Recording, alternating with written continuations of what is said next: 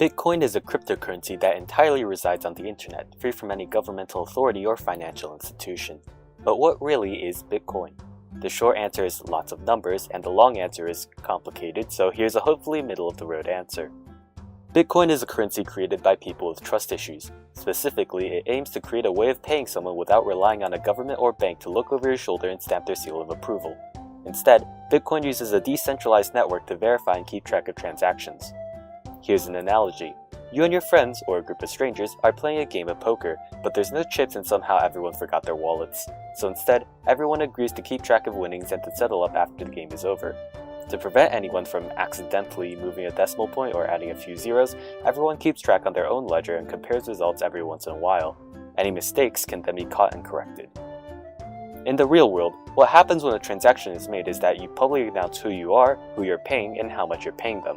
You then digitally sign your transaction to say you approved it. Everyone then makes sure that you actually have enough to make that transaction, then puts it into a block. New blocks are then attached to the last block, creating a chain of blocks that record every transaction since Bitcoin was created, a blockchain if you will.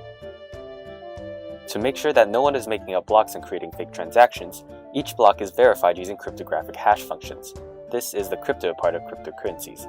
A hash function takes an input of any size and outputs a result of fixed size, and even small changes to the input will cause the output to be something completely different. Cryptographic means that it's really hard to take the output and figure out what the input was. For example, a cryptographic function could simply be to add all the inputs together. Given 1, 3, 3, and 7, you can easily figure out that the result is 14, but if we were just given 14 and told to add a bunch of numbers summed up to it, you'd be hard-pressed to guess the inputs. To add a block to the blockchain, you take the block, add the hash of the previous block, and then add a magic number that causes the hash of the entire thing to start with a bunch of zeros. This is called a proof of work. If two blocks are submitted at the same time, the network waits to see which blockchain grows longer first, and that one becomes the one true blockchain. How does this prevent fake blocks? Suppose Alice wanted to send Bob a block that says she paid him a Bitcoin, but not broadcast it to the rest of the world. That way, Bob would think she paid him, while everyone else would think she still had that Bitcoin. For this to work, Alice has to find the proof of work for her fake block before the rest of the world finds the proof of work for the next real block, and for the sake of argument, let's say she does. However, the rest of the world is continuously working on the next block, so Alice has to also keep working on fake blocks for Bob to keep believing the fake blockchain.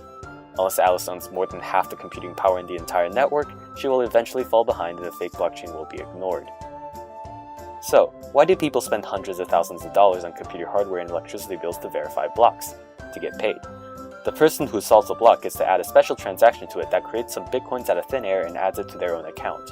Today, that amount is 25 bitcoins, which at today's prices is just shy of $500,000. So each block is a race to find the right answer, with everyone guessing numbers as fast as they can. So, in conclusion, Bitcoin is a decentralized ledger system that uses cryptography and computational work to remove the need for trust in order to create a currency free from any centralized authority.